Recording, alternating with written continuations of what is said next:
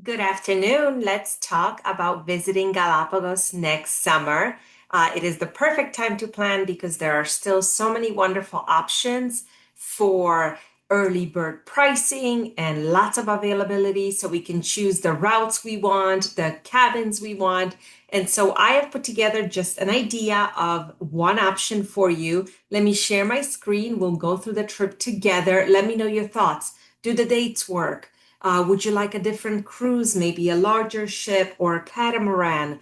Would you prefer a shorter cruise? This one is 7 nights. There are so many different ways to enjoy the Galapagos. I have been there 7 times. I can tell you all about all the different cruises, all the different islands, all the different hotels, glamping, island hopping. There's so many gems in the islands, and the number one key to a successful trip is planning and really putting together some thought into what you would like to do. So, for this particular itinerary, it starts in June. So the cruise is mid-month, but I wanted to show you a little bit more of Ecuador. My goal in life is to make sure that whoever is visiting the Galapagos actually spends some time on the mainland as well, because there are so many wonderful places to explore. So we will arrive in Quito International Airport and you will spend 3 nights in Quito. So the first day is usually arrival. We'll go to a beautiful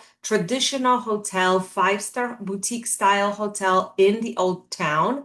And from there, we'll do some touring. On the first full day, our private guide will join you and show you the gems of Quito, the Equator Line, the museum, chocolate tasting, a beautiful lunch at the crater, and just to get a feel for the city. And then that second day, full day in the city, we will take you out to show you something in the Andes. So we can head north to Otavalo, which is the largest indigenous market. We can head south to Cotopaxi, which is an active volcano, quite a spectacular place. You can ride horses here, go hiking. You can visit local indigenous communities. Same thing in Otavalo. If you don't want a horseback ride or hike, we can go to Otavalo, spend some cultural experiences there with some of the wonderful communities that we work with and support. When you come back in the evening, I'm very pleased that Ecuador has some really wonderful restaurants, and they have won one of the best restaurants in the world award, and that's for Nuema. So we will take you there for dinner, our treat, because I think everyone should experience Ecuador through the plate. So that's a really wonderful experience there. And then before we go to the Galapagos, hear me out. There's still some really wonderful places to go.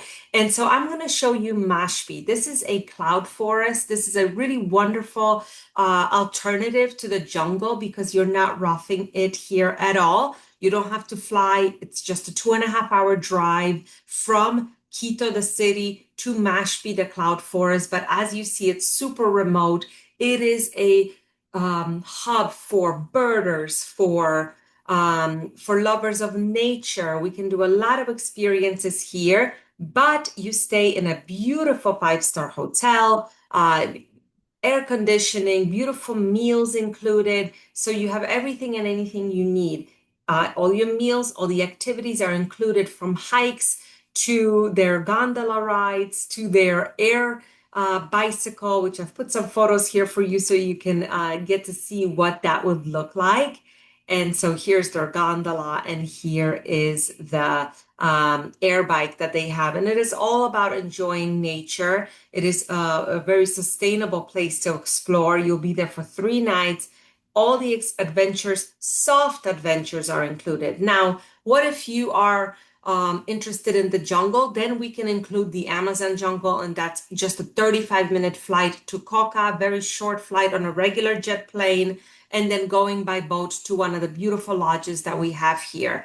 If you're not into cloud forests or Amazon, we can also go down the Avenue of the Volcanoes, visit hot springs, visit waterfalls, go down to Cuenca, which is a cultural hub, a beautiful colonial city. So there's plenty to see and do on the mainland of Ecuador if you have the time. So I have shown you now the cloud forest. We come back, we spend one night at a hotel near the airport, which by no means is an airport hotel. It has a beautiful pool and polo club and a great restaurant. So you can really unwind, maybe do some laundry before heading off to the Galapagos, which is on June 9th.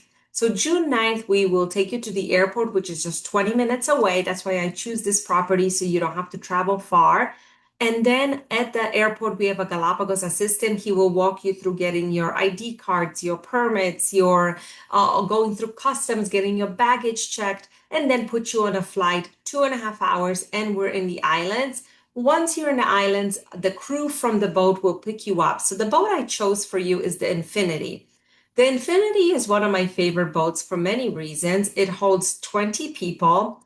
It has beautiful, spacious cabins. Every cabin has a balcony, which to me is very important in the Galapagos because there's always something happening. There's always an island to view or some wildlife colony that might be just outside your window. So it's a really lovely place to unwind and have a balcony.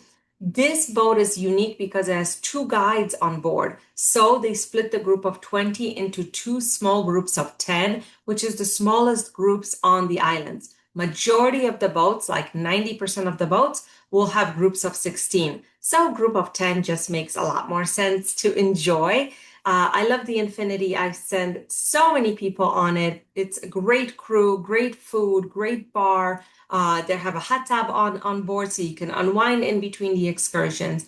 And the itinerary that I chose for you is the one that goes all the way to Isabela and Fernandina. So lots to see and do. In the Galapagos, there is no bad itinerary. Every island is different, and on each island, there's multiple stops. So you might see white sand beach, red sand beach, black sand beach, volcanic islands, soft sand islands, green islands, lush cloud forests, and of course, all the different animals from penguins to sea lions to all sorts of marine iguanas and turtles, as well as land tortoises, the giants of the Galapagos, of course, will be visited as well.